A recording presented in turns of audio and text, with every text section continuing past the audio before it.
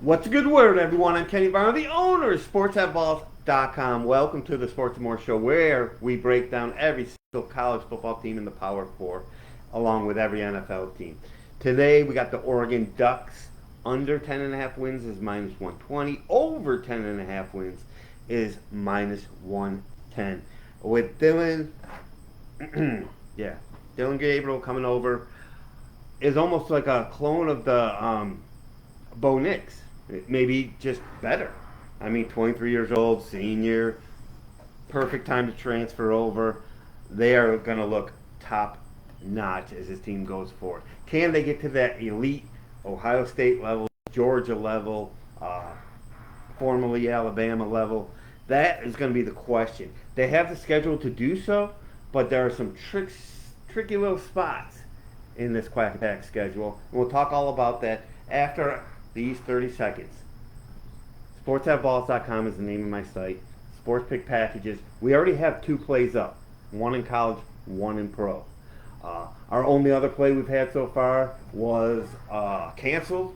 We had over on the Hall of Fame game, which was over 3 minutes into the third quarter. Nice, easy win, so we thought. They didn't play 55 minutes, so you don't get it. Oh well. Next. So, get your sports pick packages all set up. You can be set up for the whole year with the price of a couple of bets. And you'll be styling and profiling. And because what we do is win here. I've been handicapped for over 30 years, so get aboard with us and we'll just have a blast. Now, all these videos, all this information, all these little videos are up on my YouTube channel. So subscribe so you can just go through any one of them at your leisure. We have hundreds of videos up there.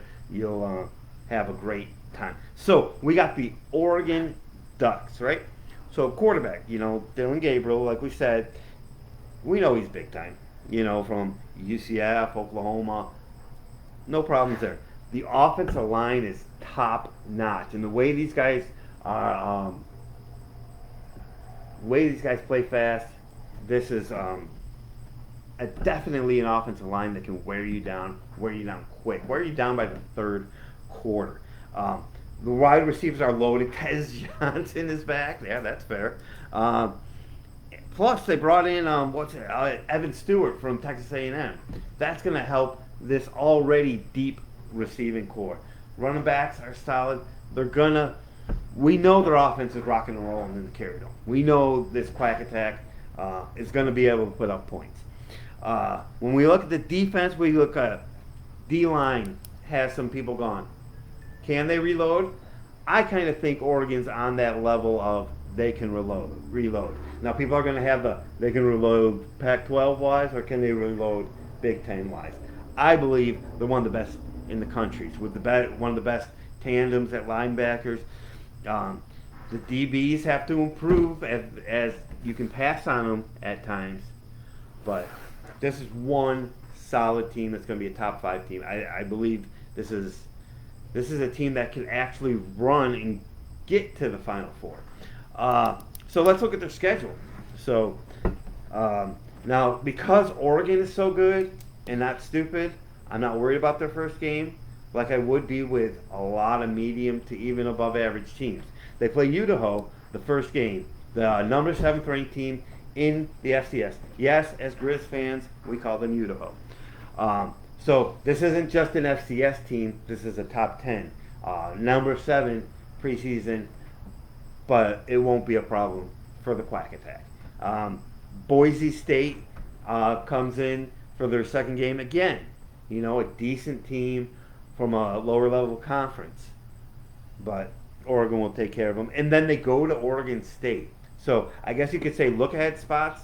Not the Idaho because it doesn't matter, it's FCS, but Boise, they go from a 25-point favorite there and then 20 at Oregon State. Oregon State's a team that's going to be down, Mountain West team now. They lost a lot. They lost quarterback, they lost a coach. They're in shambles. So even the rivalry factor on the road, I don't buy into it. Even their everything running back transferred to Miami, I believe it was, Martinez. Then they're off and they go to UCLA, which they have Deshaun Foster coach. Enough said.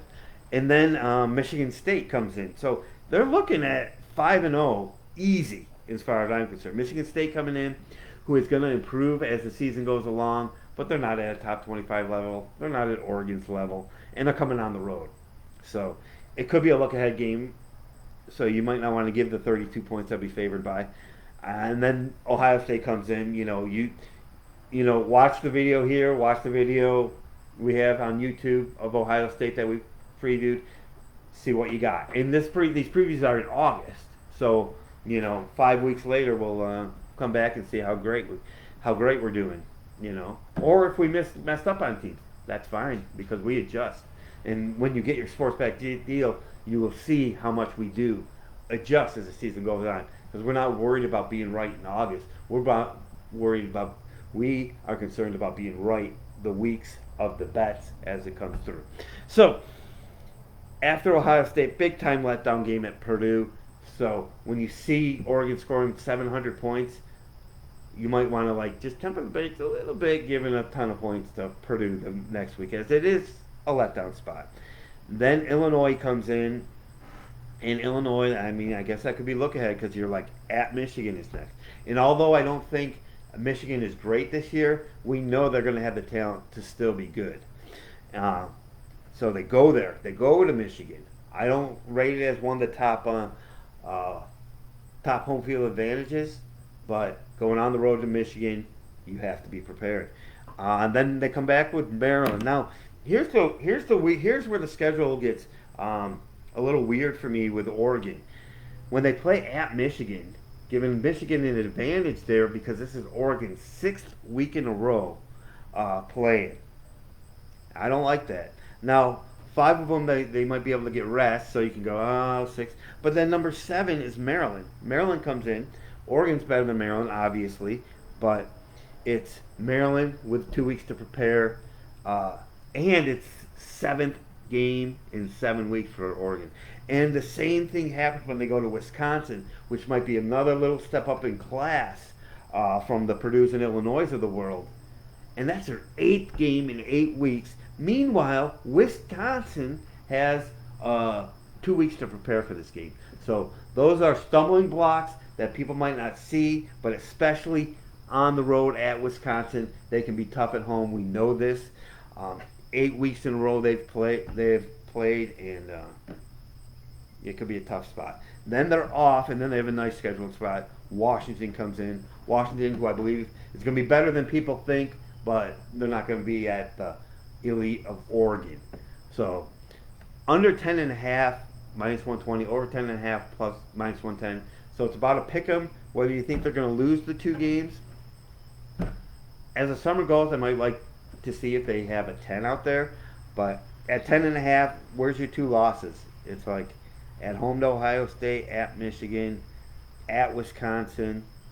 I don't think they're going to lose at home. Ohio State, they could. So I think 10 is the minimum number of wins for this team. I think this team is a playoff team. With the right matchups, they can make a run. I like the Northwest, so I want to see how this plays out the first few weeks. Because, 5-0, but how good will they look when they're 5-0 with the Buckeyes coming in? Will be a very interesting season for the Oregon Ducks. I look for a playoff team and probably a playoff run. We'll see how it all plays out. So that's what you got. SportsAtVols.com is the name of my site. Get your package deals ready now because we make plays starting now here in August because the lines will move, and we're going to beat the line movements of games that we like early, as all the lines are out in college football and the NFL, and we will do a little preseason. You see how much we dominated the first preseason game, even though it was just a canceled game. Over 31 was easy, but it is what it is. So we see you guys at the next video, and let's make money.